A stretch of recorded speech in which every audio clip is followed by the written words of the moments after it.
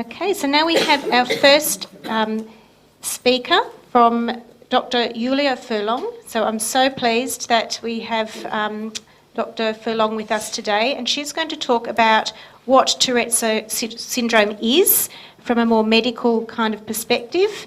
And then after Dr. Furlong, we'll have a morning tea break. So I'll set up your slideshow now.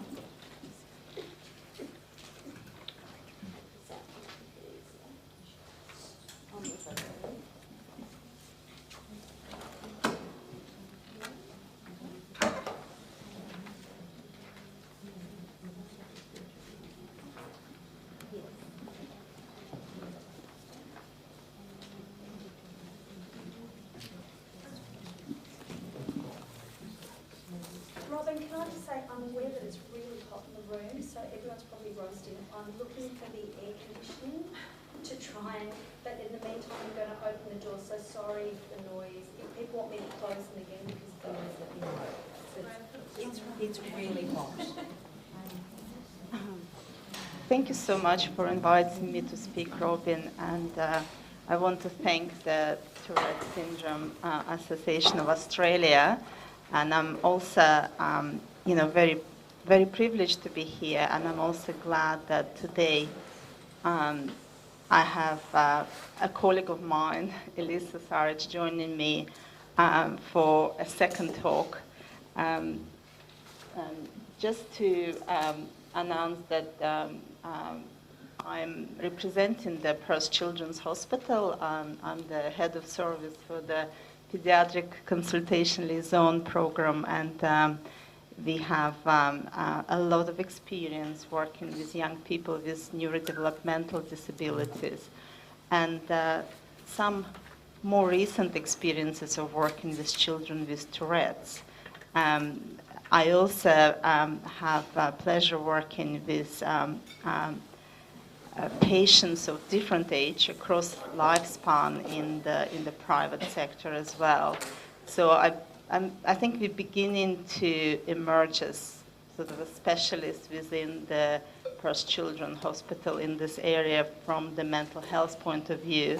And we also work in conjunction with all the other departments in the hospital, especially our colleagues in neurology department. So the outline of my talk, first of all, I just wanted to acknowledge the country. Kayu Vandu Nija Nunga Vaju Buja.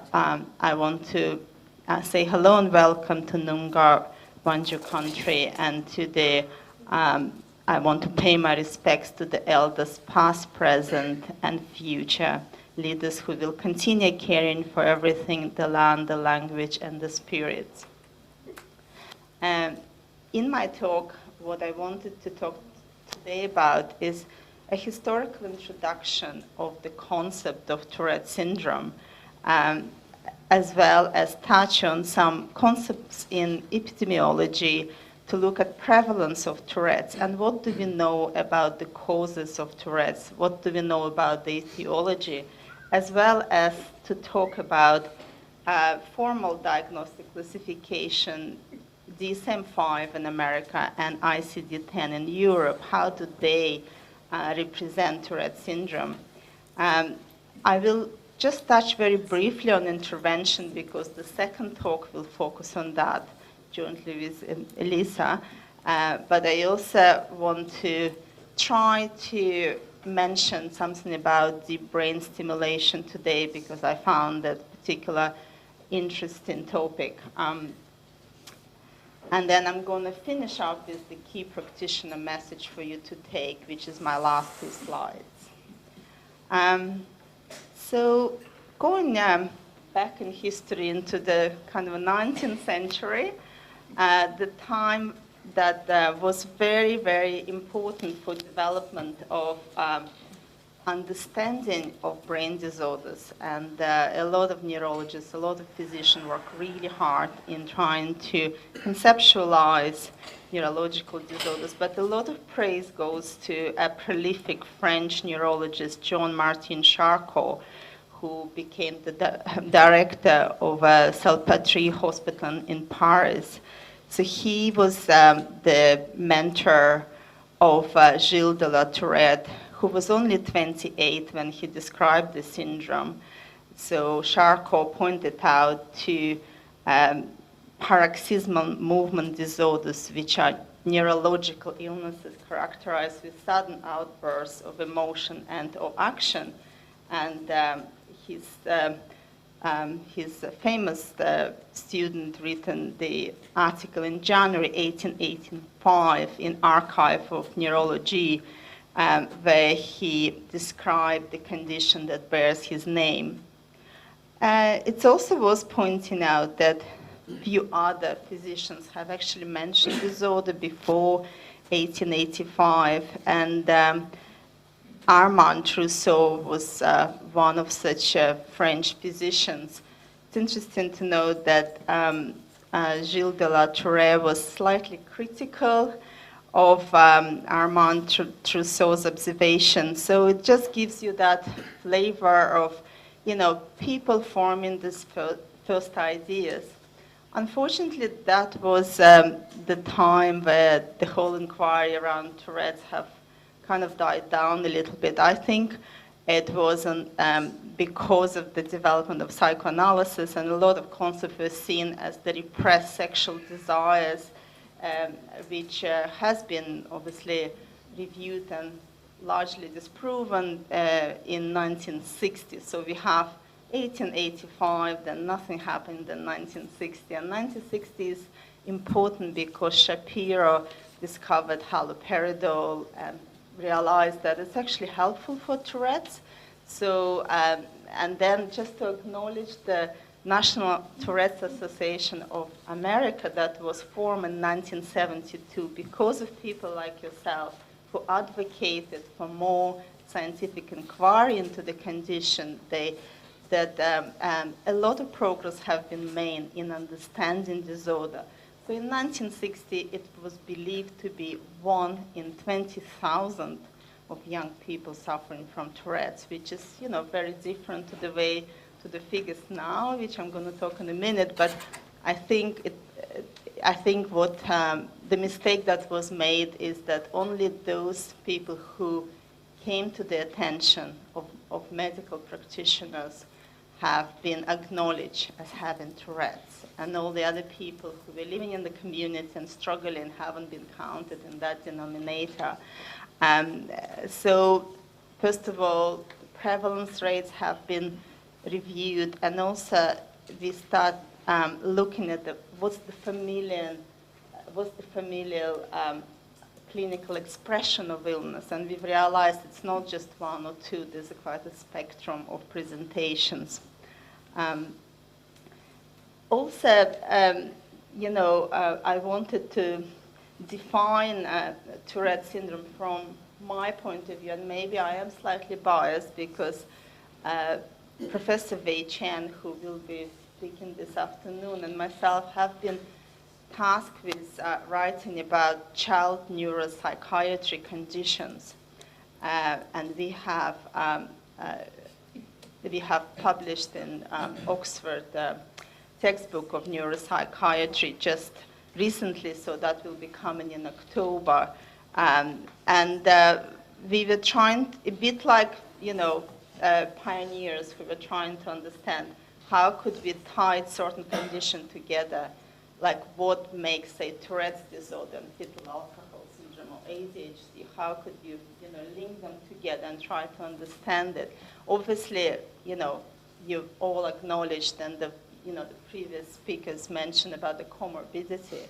So in Tourette's, it's so important because sometimes the Tourette syndrome or tic disorder is a biological marker for us to see how things will progress into later life. So having this understanding that it's just a self-limited condition, I think is quite incorrect. That we can't just have that not monitored and not having additional inquiry into other any comorbidities because of the frequency of those comorbidities. So because we've looked at neuropsychiatric disorders in children, we have obviously looked at Tourette's, and I want to say that to me it has all the hallmark of childhood onset complex neuropsychiatric disorder. A bit like again in the previous speaker, I wanted to say that, that observation that some things are discovered late in adolescence is not because the symptoms weren't there before, but they were just misunderstood or they were not seen as significant enough. So Tourette syndrome typically begins as simple motor tics, eye blinking, facial grimaces around the age of 4, 6, and followed by simple vocal tics, so throat clearing and sniffling. A year or two later. I also wanted to say that when patients come to me, to my clinic, with Tourette's, the families, one thing I'm trying to do really hard and work really hard on is to try to take emotionality out of diagnosis. Because, because of stigma, because of the public not being aware or well educated, a lot of families come almost in a crisis stage when they see us. And I feel that, one thing is for them to understand that from science point of view, it's a clinical diagnosis. If you have a very, very severe chronic motor tic disorder, it's in no way less than having Tourette's. But Tourette's is something that's harder to hide.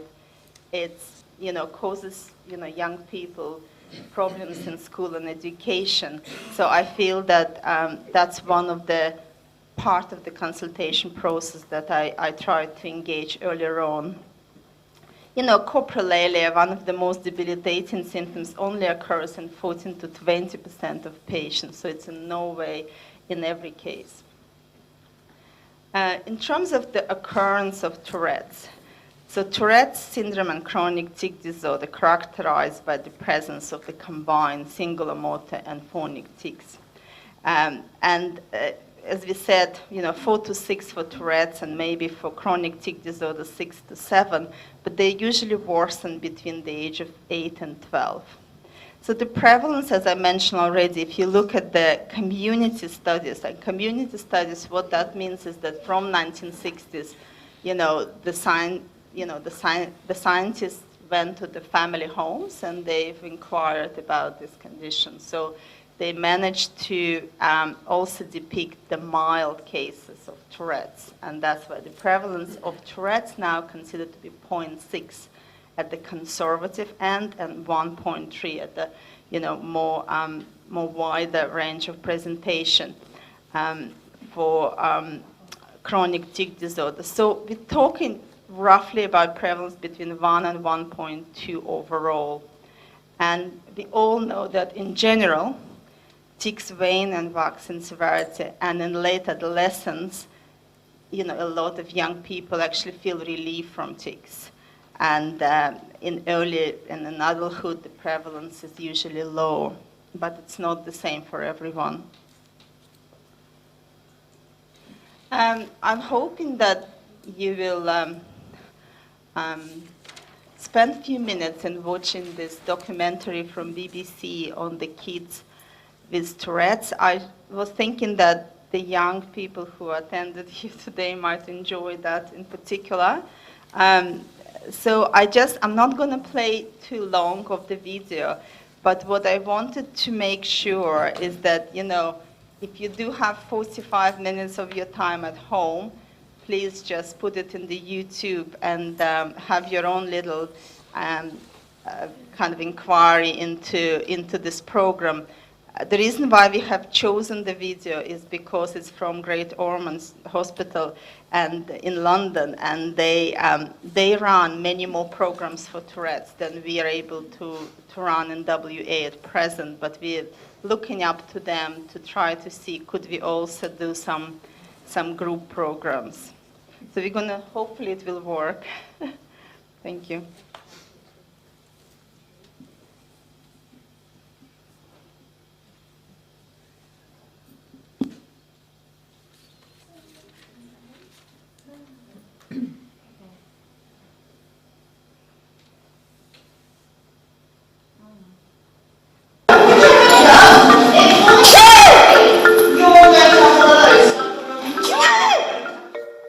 This is a documentary about Tourette syndrome and how to live with it.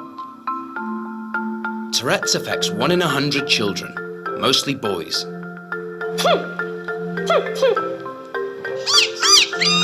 Nobody really knows why people get Tourette's.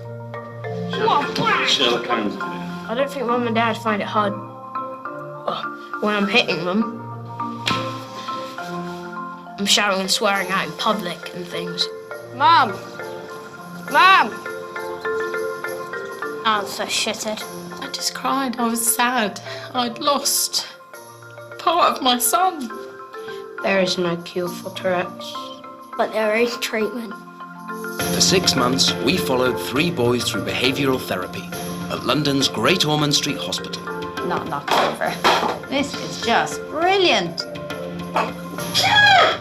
What you're about to hear is their story in their own words. You just watch and see.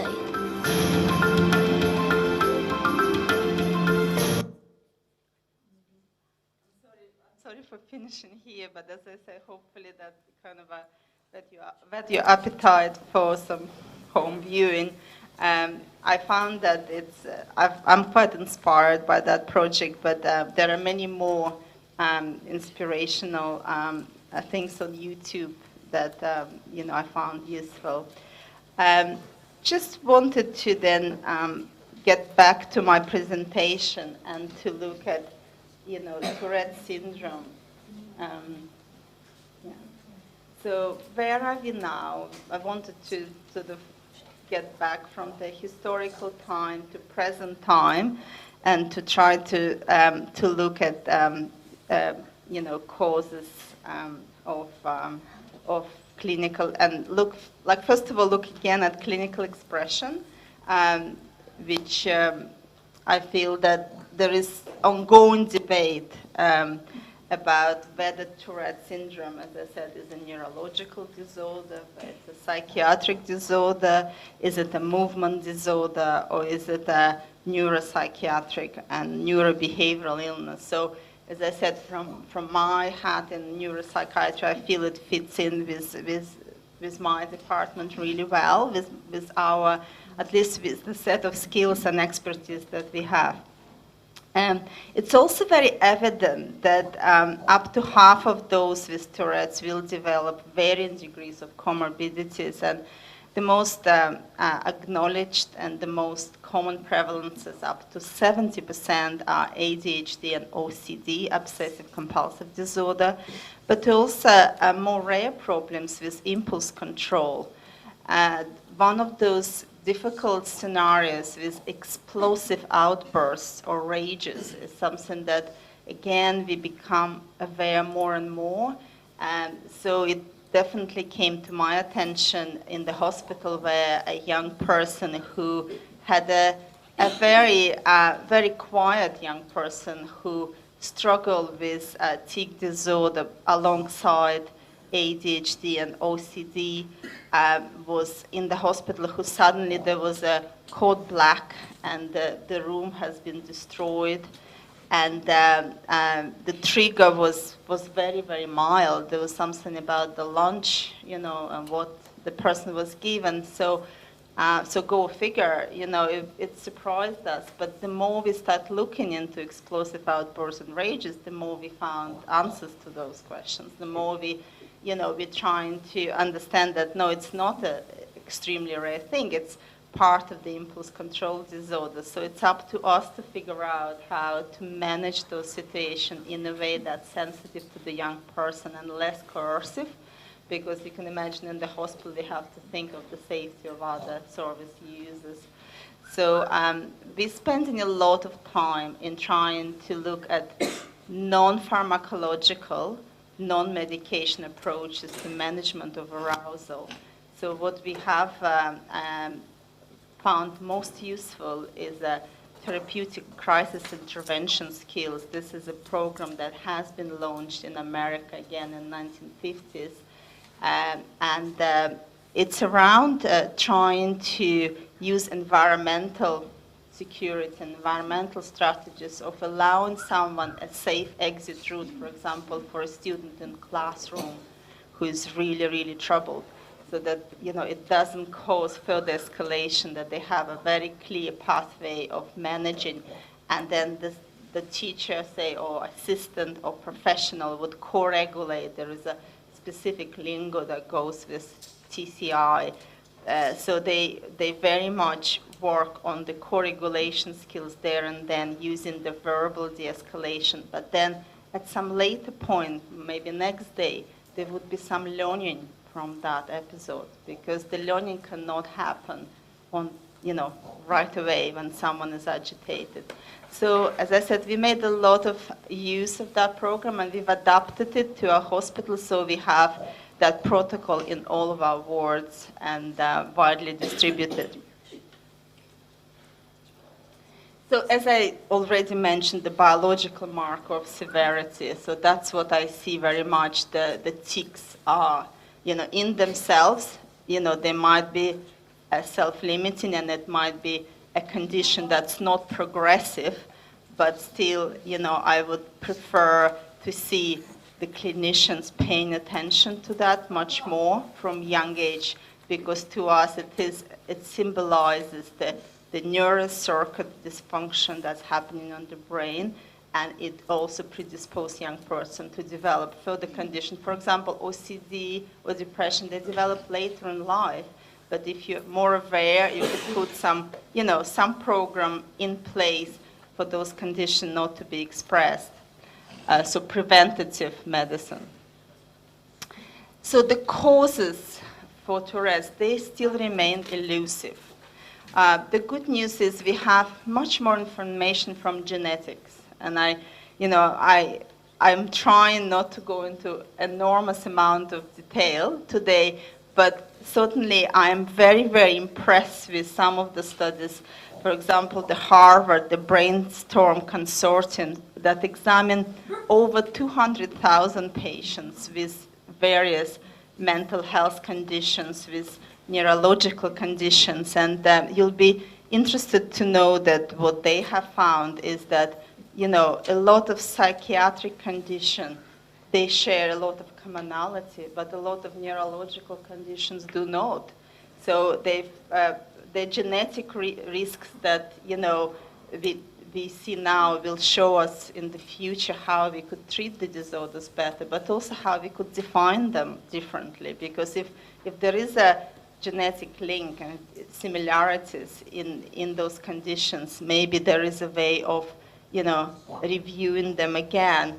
What would be interesting for you to know in relation to Tourette's is that while neurological disorders appear more distinct from one another and from the psychiatric disorder, except for migraine, and it's interesting that you mentioned migraine, which was significantly correlated to ADHD, major depressive disorder, and Tourette syndrome. So that's an important new information. The other information to share is the genetic hereditary information, and I find it's probably hard as parents. Sometimes parents find, if it's 77%, it's a very, very highly genetic loading from my end. So I hope that you realize that, it's like any other condition. No one is responsible for that. And again, the research in this area has been developing quite rapidly in the last decade. So it used to be 50% hereditary figures, now it's 77%.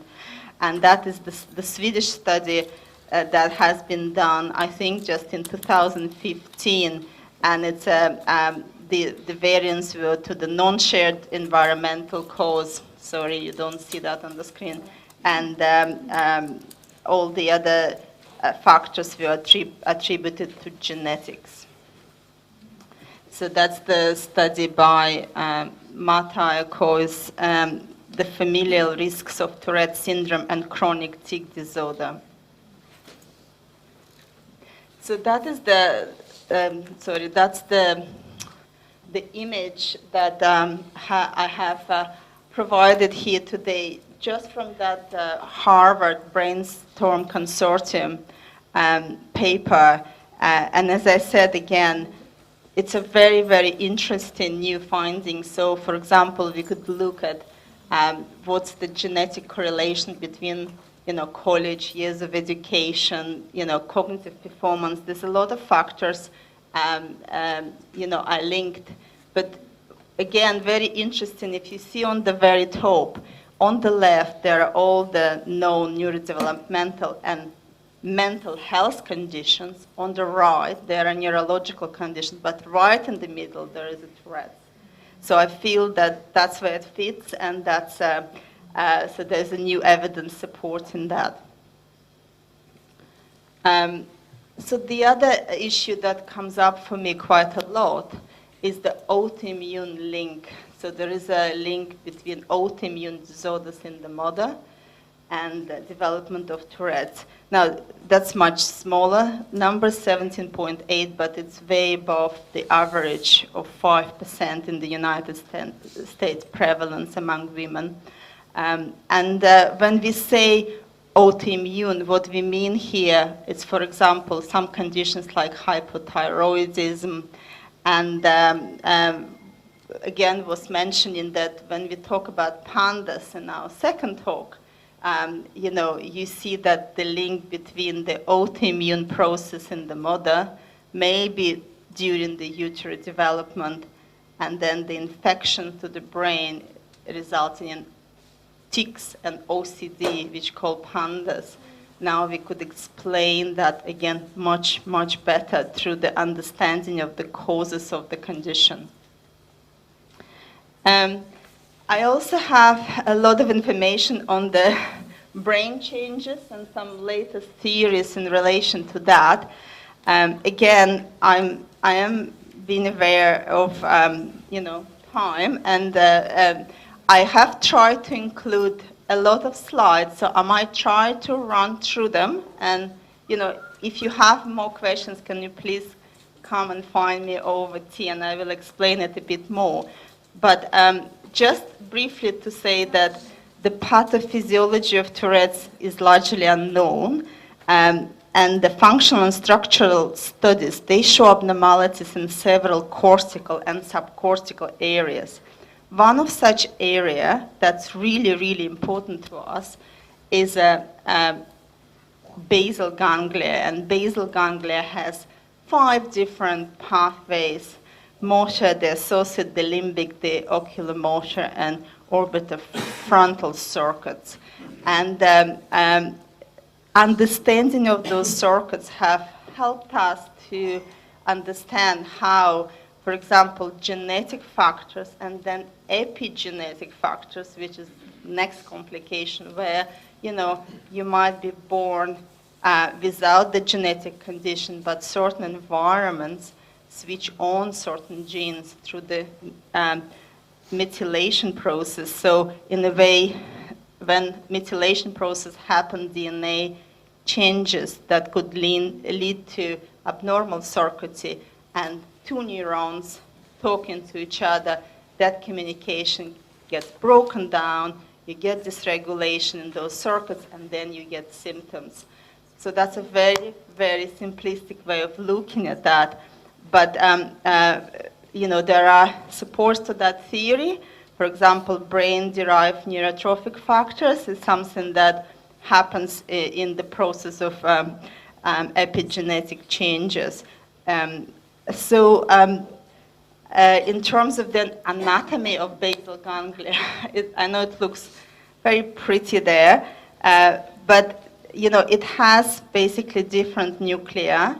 And the subthalamic nucleus is very, very important for that excitatory connection with the cortex, but also, the limbic system, the more deeper parts, the globus pallidus and substantia nigra.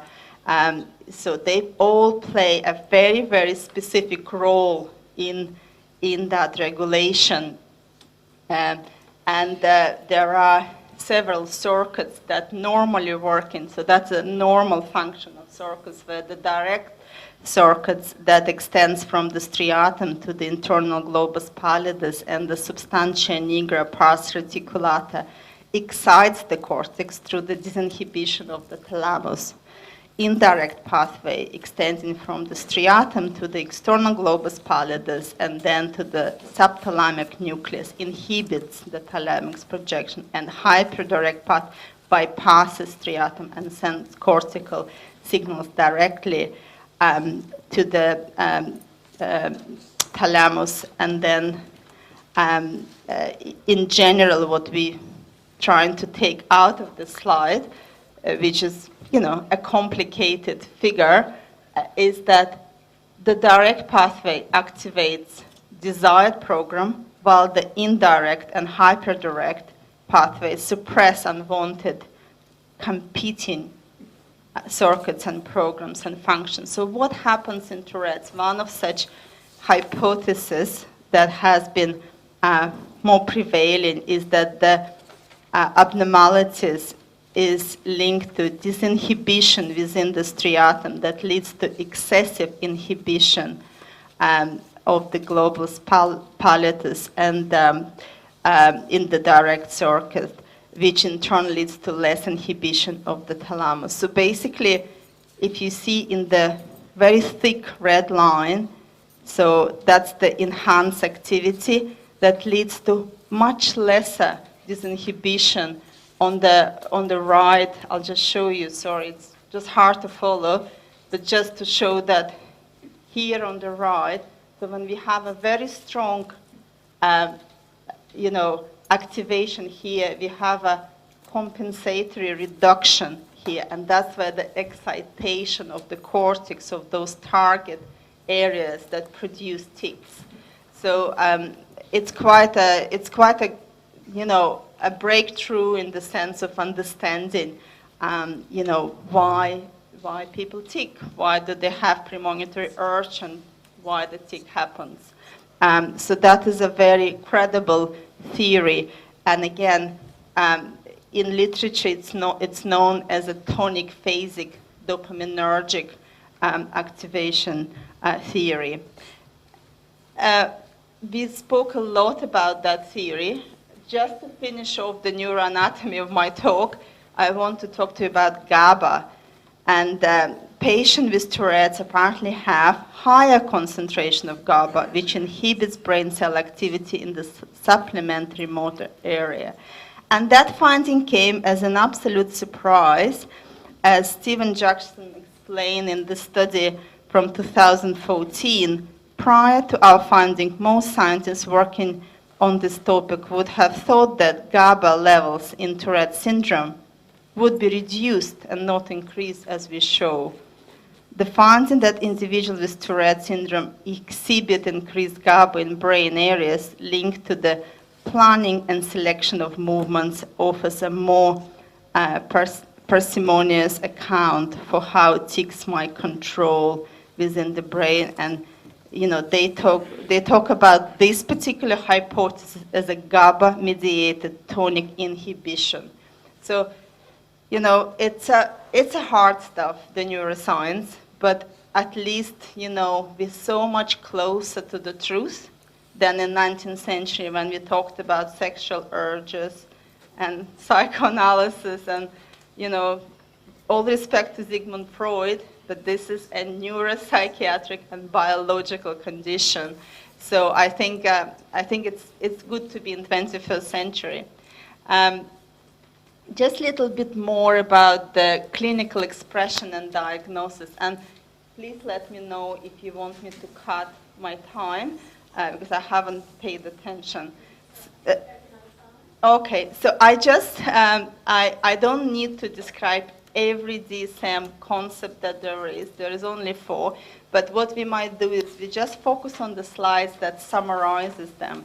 So we know that tic disorders comprises 4 diagnostic categories: Tourette's disorder, persistent chronic motor or vocal tic disorder, provisional tic disorder, and finally the other specified and unspecified tic disorders. So we try to use less and less of those unspecified ones because they don't help us very much in providing, prognosis and treatment. There are few criteria that described in DSM-4. So diagnosis for any tic disorder is based on the presence of motor and or vocal tics. That's criterion A. Duration of tic symptoms, criterion B. Age of onset, criterion C. And absence of any known cause, such as another medical condition or substance use, criterion D. And the tic disorders are hierarchical in order, such as the ones a tic disorder at one level of the hierarchy is diagnosed, a low hierarchy diagnosis cannot be made. So if you've already have Tourette's, you can't go down on the provisional diagnosis of, or transient diagnosis of tics. So that's criterion E. And I've tried to summarize it for you in a sort of a customer-friendly way, because each has a couple of pages long, each slide. Again, duration is very straightforward. It's either less than a year or it's more than a year. And then motor or vocal, and motor only or vocal only is what we're paying attention to. So I have spent quite a lot of time writing about them, but I have to skip those slides. Sorry, and just pick a few. I wanted to mention the quality of life studies because obviously this is a Tourette's Association conference, and I feel that, you know, the parents and the carers are the ones who have a considerable burden of caring for someone with Tourette's, and have additional psychological morbidity. And there have been a number of studies have found that. And also, as we said earlier, children with Tourette's also have social, emotional, and educational impairments. And Elisa gonna cover today Living with Tics, the cognitive behavioral intervention that looked actually at quality of life scores and figures.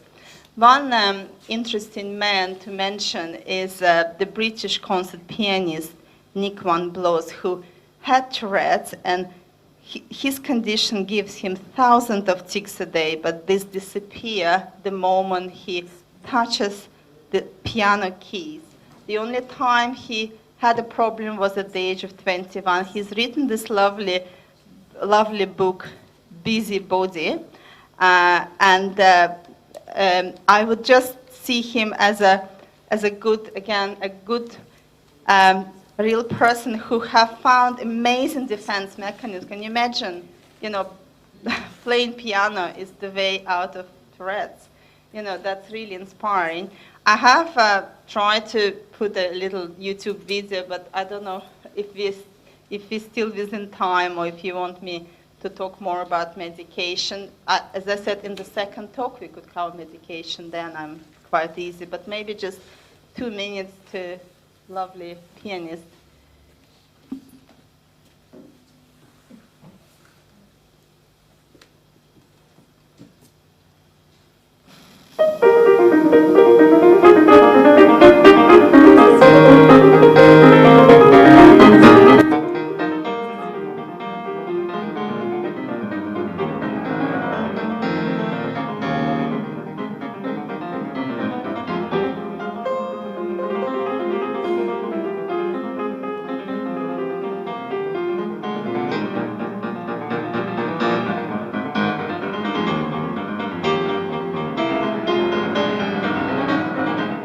Diabelli variation stands as a sort of iconic landmark in all of piano literature, and certainly a pinnacle of variation form. So for me it was a natural progression in a sense from Bach's Goldberg variations, although I had a stepping stone via Chopin in the middle, to come back to this immense form of variations, because not only do I feel very comfortable in the form and feel that I've got something to give, but psychologically it was very important for me to have these two monuments in the repertoire and on disc, and to be almost done, recorded at the same sort of period in my life. And I'll probably come back to them in 20 years and do them again, but here they are. I think his Tourette's is well compensated. I would have loved to ask him if he is on medication and to see what helped him through his journey. But his book, talks a lot about his feeling very persecuted with his Tourette's, and even as an adult in his job, I think he was trying to sue the orchestra for blaming him as being a trouble, which was further from the truth. Look, this complicated decision tree isn't for you to cover every bit of it. It's just to show you that before we actually go into the decision about medication, there's many, many, many more steps that we follow. So we obviously have to see, is the tic disorder severe enough that it requires medication? That's the main question. So psychoeducation, behavioral therapy, cognitive behavioral therapy, and additional sensory driven like alert program and therapies that Elisa going to talk to you about today, they're going to be definitely our first choice, including the habit reversal therapy that's particular effective. So when it comes to medication, we look at things like the benefit versus risk, and that's I was trying to explain that in my slide, that we would like to look at what is the functional disability before we jump onto decision about medication. Yes, they play important role, and they were important when haloperidol was discovered, but we are considering that as part of the more holistic care, and that's the message I want you to take home with you today, that it's effective as a part of the combined treatment, not as the only thing that works. So the particular medication that, and actually I wanted to mention that in Melbourne they just have done a survey of around 300 pediatricians who treat Tourette's, and they have about 68% mentioned clonidine as one of their first choices. And I think, it's not surprising at all, because the alpha-2 adrenergic receptor agonist and then alpha-2A, a selective agonist, which is the guanfacine, are the medication of first choice. And again, to mention they're off-label, I just explained what off-label is. It means that the drug company have never gotten a license to treat children under the age of 18. So when we use those medications, we sign an off-label consent form with the parent, because we only use it knowing that, yes, they are effective in adults. We know that they're effective in children, but the drug company have not been able to, run the studies or make their case to get a license. So haloperidol, will be surprised, is the only licensed medication for young people, and it's something that we very, very rarely would use because of the side effect profile of this medication. So the mechanism of action is thought to be linked to clonidine's effect on inhibitory learning resulting from reduced neurodegenerative activity. Just a quick glance on antipsychotics. Antipsychotics are likely to be useful but carry the risk of harm and should be resorted when alpha-2 adrenergic receptor agonists are either ineffective or poorly tolerated. And aripiprazole, I'm going to talk more about when we present in our study. Some of the other medication, like more unusual ones, for example, topiramate, has shown that in small doses is actually effective for tics. And then tetrabenazine is medication that has been recently licensed for Huntington's disorder I think in 2015 in the US. And again, it's a symptomatic relief of tics, and we would reserve that for very, very, very unwell patients because, again, the side effect profile relates to depletion of monoamines and leads to sometimes depression and suicidal thoughts. So this is in no way our mainstream treatment, but it's worth noting that there is a bit of a plethora of different medication. There is another NAC, which is the medication that's used in maybe health shops, and some people use it like just buy it as a supplement. But NAC was very promising for Tourette. Unfortunately, the randomized control trial shown that it's not effective. And it's effective for trichotillomania, but not for Tourette's. So just wanted to add that as well. So I will have to leave the surgical approaches, such as deep brain stimulation, just for the chat over lunch with someone who's interested. But again, I have a lot of information on that.